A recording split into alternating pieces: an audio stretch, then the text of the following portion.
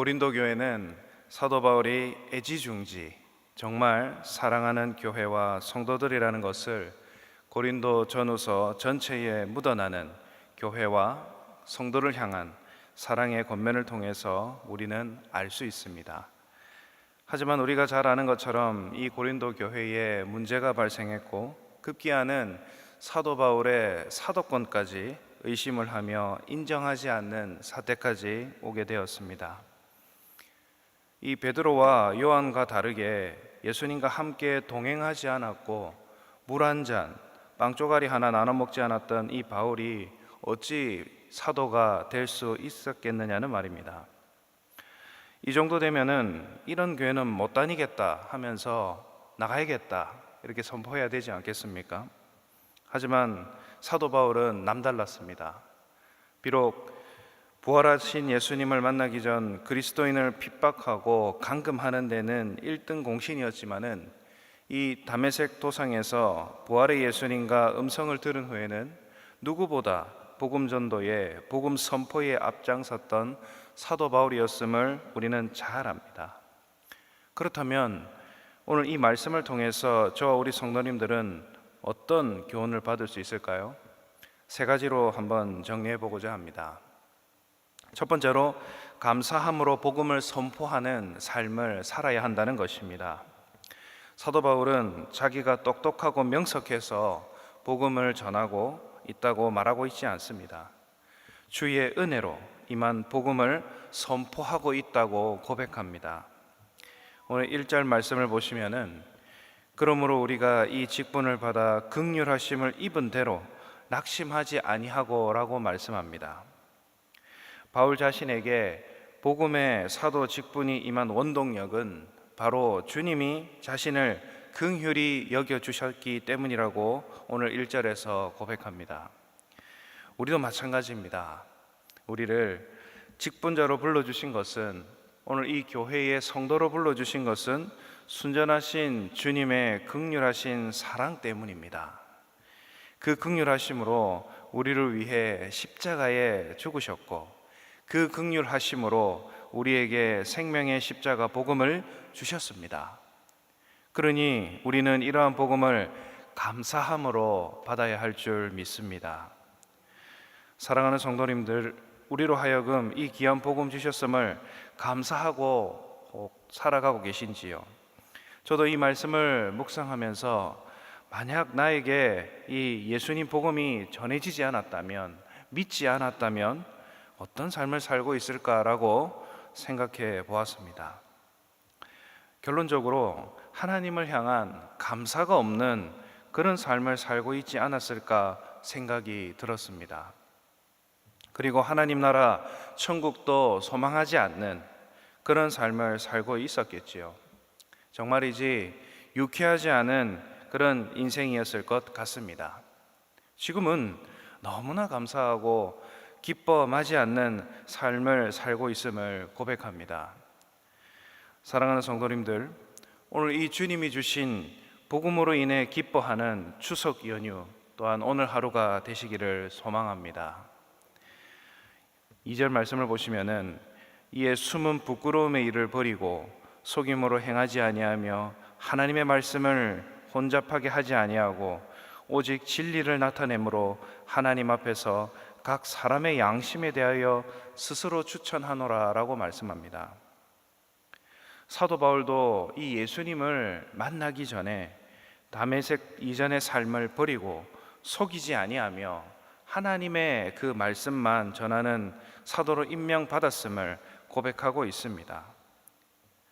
이 귀한 복음과 함께 말이지요. 저와 우리 성도님들도 이러한 고백이 있기를 바랍니다.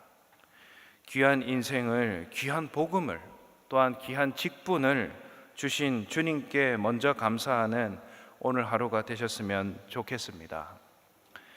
두 번째로 낙심하지 않는 담대함입니다. 1절 말씀을 다시 한번 보시면은 그 말미에 보면 낙심하지 아니하고 라고 말씀하고 있는 것을 우리는 분명히 압니다. 이 사도 바울은 복음을 전할 때 낙심하지 않는다라고 말합니다. 그런데 오늘 우리도 정말 그렇습니까? 이 복음을 전할 때 낙심치 않으면 얼마나 좋겠습니까? VIP를 작정하고 기도하면서 오늘은 꼭 하나님 앞에 데리고 오리라, 교회에 모시고 오리라 결단했던 그 사람이 주일에 일이 생기고 못 오겠다고 전화나 그리고 문자라도 오면은 우리의 마음이 낙심이 됩니다. 영적 침체로 인한 두려움 때문에 낙심하기도 하지만은 이 열매가 없을 때에도 낙심이 찾아온다는 것입니다. 하지만 이 바울은 3절에서 또한 이렇게 말합니다. 만일 우리의 복음이 가리었으면 망하는 자들에게 가리어진 것이라.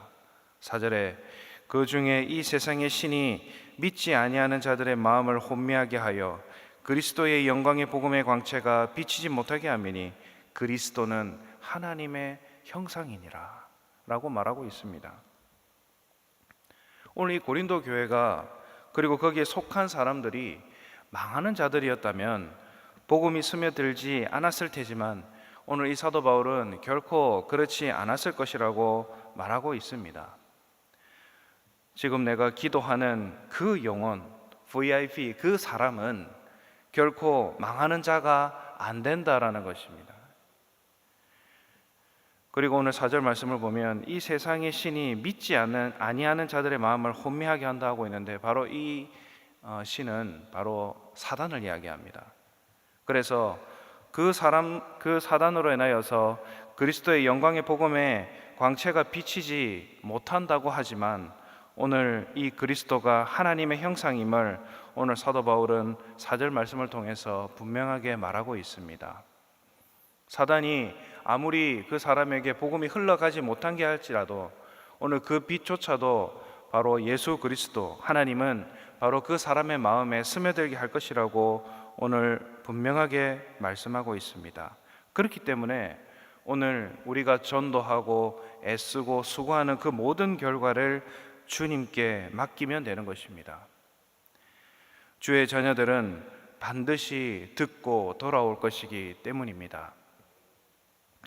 오늘 이 추석 연휴, 특별히 오늘 이 추석 당일에 내가 사랑하는 가족들과 친척들을 만나게 될 것인데 그 중에서도 아직 예수 복음을 듣지 못한 사람도 있을 것입니다.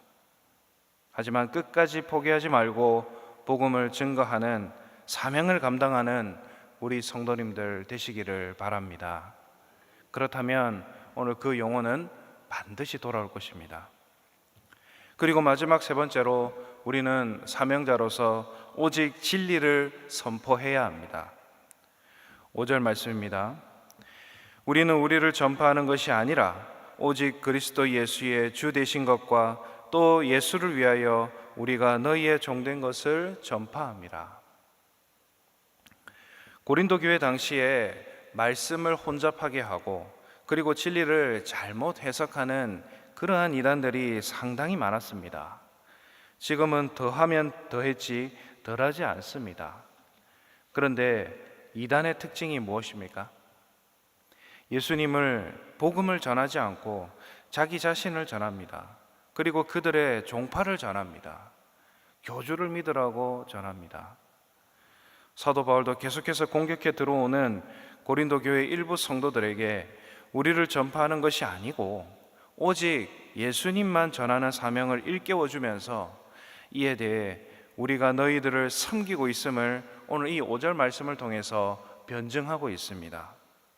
때로는 복음을 전할 때에 사람의 마음과 생각에 너무 집중하고 치중해서 자칫 예수 그리스도 십자가를 전하지 못할 때가 있습니다.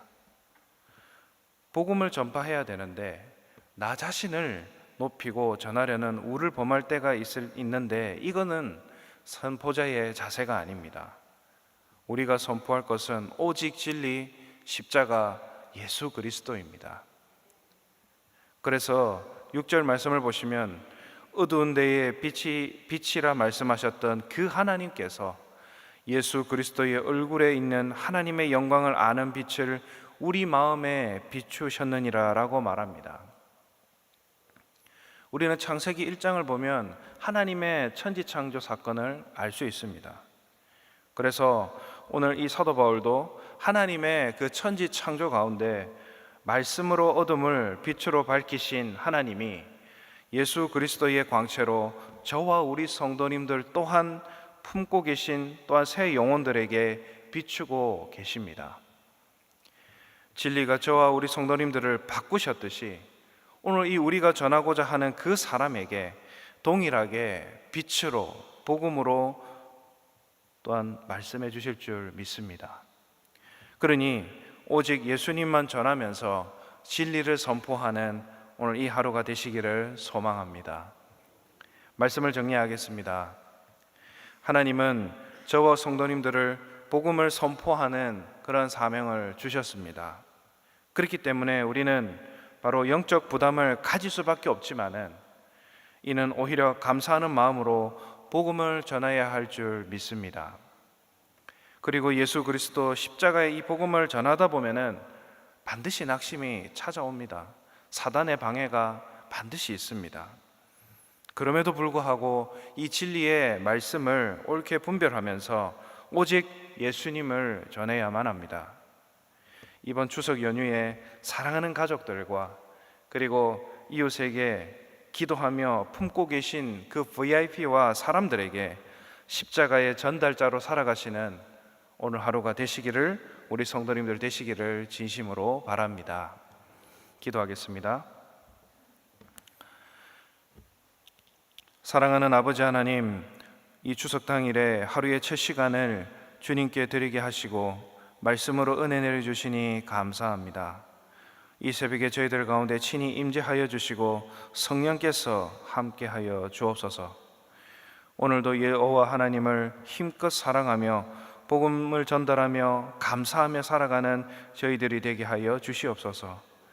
구원자이시여 우리의 주님 되신 예수님을 마음에 새기고 하나님의 자녀로 세상을 바라볼 때 낙심이 되오나 그 낙심을 깨치고 오직 진리로 구별하는 하루가 되게 하여 주시옵소서.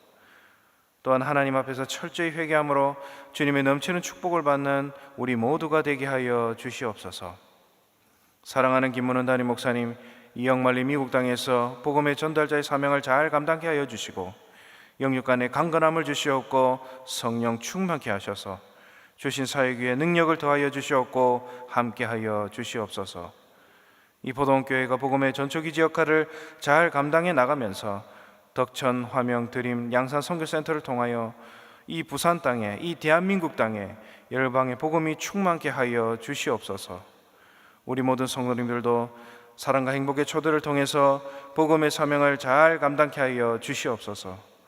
오늘도 이 새벽에 여러 가지 삶의 우환지글로 고통받고 있는 성도들 주께서 친히 만나 주셔서 회복의 축복을 받아 오직 주님께만 영광 올려드리는 하루가 되게 하여 주옵소서.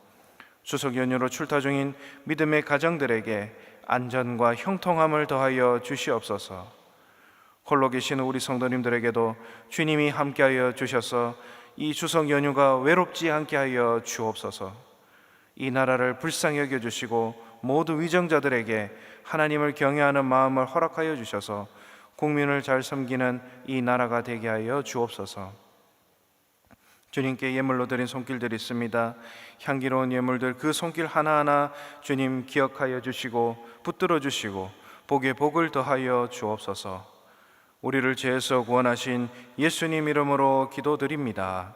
아멘.